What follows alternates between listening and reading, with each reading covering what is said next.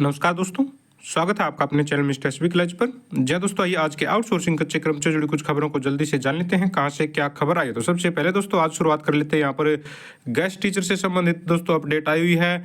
अतिथि अध्यापकों ने सरकार को याद दिलाया नियमित करने का वादा। जी हाँ दोस्तों, सरकारी स्कूलों में जो कर्मचारी काम करें, जो गेस्ट टीचर है, उन्होंने अपना जो वादा याद दिलाया है भाजपा सरकार को कि इन्होंने वादा किया था कि अगर वो सत्ता में आते हैं तो इनको नियमित कर दिया जाएगा। बता दें दोस्तों आप लोगों को, पिछले 18 साल से नियमित कर्मचारी की तरह ये सरकारी स्कूलों में काम कर रहे हैं, लेकिन अब तक इनको नियमित कर्मचारी का दर्जा प्राप्त नहीं है।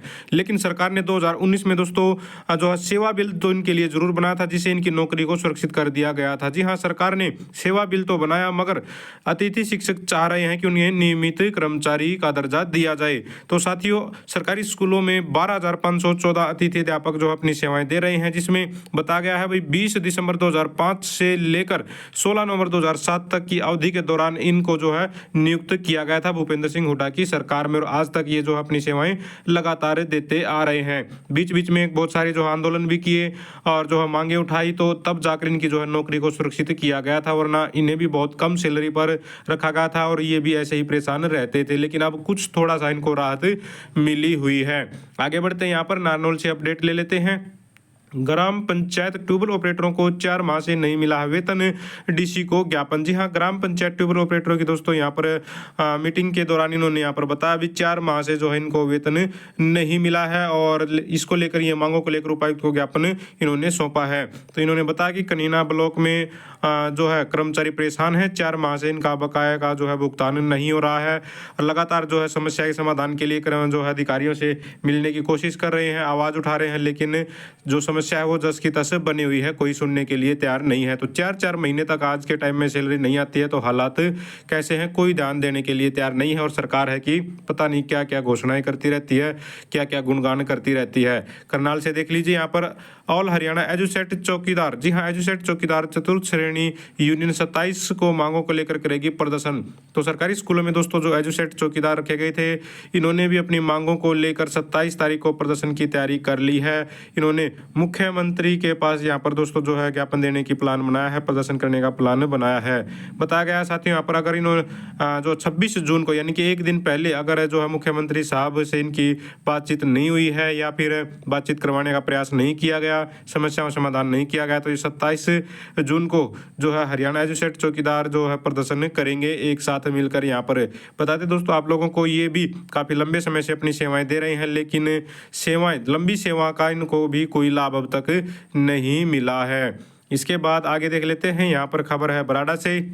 सफाई कर्मचारी आयोग के अध्यक्ष को संघ ने बताई अपनी समस्याएं। तो सफाई कर्मचारी जो आयोग है दोस्तों, इनके जो अध्यक्ष जी हैं यहाँ पर इंजीनियर कृष्ण कुमार जी, इनके साथ यहाँ पर कर्मचारियों की मीटिंग हुई है, बातचीत हुई है, और इन्होंने अपनी जो है समस्याएं इनके सामने रखी हैं। इन्होंने समस्याओं की अगर बात करें तो जो है नियमित नौकरी की मांग की है, जो है कर्मचारियों ने वेतन भत्ते बढ़ोतरी और उपकरण दिलवाने, कार्यस्थल स्थान पर जो है जो दिक्कतें इनको आती हैं उनका समाधान करने के लिए जो है जो सफाई कर्मचारी आयोग के अध्यक्ष हैं उनके सामने जो अपनी समस्याएं रखी हैं। लेकिन आप लोगों ने ये ध्यान दिया होगा भाई कुछ खास जो है रिजल्ट निकल कर सामने नहीं आता, भले ही जो है चेयरमैन के सामने, चेयरपर्सन के सामने अपनी समस्याएं रख दें, लेकिन चीज़ें जस की तस चली रहती हैं। आज भी वही समस्याएं हैं जो पहले चलती थी, समय पर सैलरी न आना, पूरी सैलरी न आना, इस तरह की जो समस्याएं हैं लगातार बनी ही रहती हैं, कोई कितने भी ज्ञापन दे लेता है। आगे देख लीजिए, यहाँ पर कभी कभी समाधान हो जाता है, लेकिन लंबे समय के लिए वो समाधान नहीं चलता, खासकर सैलरी का। आगे देख लेते हैं, यहाँ पर हरियाणा एनएचएम कर्मचारी संघ ने प्रतिनिधिमंडल जो है यहाँ पर जो प्रतिनिधिमंडल जो एमडी से मिला है एनएचएम का। जी हाँ, यहाँ पर बताया गया है प्रदेश महासचिव बोले एमडी से वार्ता में मांगों पर बनी है सहमति। तो एनएचएम कर्मचारी जो है एमडी से मिले हैं, और इन्होंने यहाँ पर बताया है कि कुछ मांगों पर सहमति भी बन गई है, और कुछ पर अभी जो है नेक्स्ट मीटिंग में भी सहमति बनने की उम्मीद है। तो एक और मीटिंग होगी और इन मांगों पर जो सहमति बनी है, अब ये उम्मीद कर रहे हैं कि जल्द से जल्द इन मांगों का समाधान करवा दिया जाए जिन पर सहमति बनी है। अगर इन मांगों का समाधान नहीं होता है तो ये दोबारा से जो है प्रदर्शन करने को मजबूर हो जाएंगे। इन्होंने भी दोस्तों यहाँ पर जो बताया हुआ है कि एनएचएम कर्मचारियों ने भी आंदोलन का बिगुल बजाया हुआ है, यहाँ पर अपने विभाग के सीनियर पर्सनों से लगातार ये मिल रहे हैं, लेकिन समस्याओं का आप लोगों को पता इतना जल्दी समाधान नहीं होता। अभी तो सिर्फ आश्वासन दिया है, अब वो आश्वासन पर कितना खरा उतरेंगे कितना नहीं वो तो आने वाला समय ही बताएगा। आगे देख लीजिए, यहाँ पर पिंजौर से अपडेट है। Door to door garbage collection का काम करने वाले कर्मचारियों को पिछले 2 माह से वेतन न मिलने से यहाँ पर जो है कर्मचारी परेशान है और इन्होंने यहाँ पर हड़ताल कर दी है। इनके साथ समस्या ये है कि जब ये नगर परिषद के अधिकारियों के पास जाते हैं कि भी जो है ठेकेदार इनको सैलरी नहीं दे रहा है, तो कहते हैं भाई आपकी समस्या का समाधान ठेकेदार करेगा। लेकिन जब ये कर्मचारी हड़ताल कर देते हैं तो सबसे पहले जो है हड़ताल खुलवाने के लिए रिक्वेस्ट करने के लिए नगर परिषद के कर्मचारी ही जो अधिकारी ही वो आते हैं। तो अब जब समस्या इनकी कर्मचारी समस्या समाधान करने की बात आती है तो ये हाथ उठा देते हैं, लेकिन जब काम करने की बात आती है तो यहाँ पर नगर परिषद के अधिकारी बोलते हैं अभी काम करो। अब 2 महीने की सैलरी नहीं आई है तो अब कर्मचारी परेशान है, तो न ठेकेदार सुन रहा है और न ही इनके अधिकारी सुन रहे हैं। तो आंदोलन या फिर प्रदर्शन करना तो हक बनता है इनका।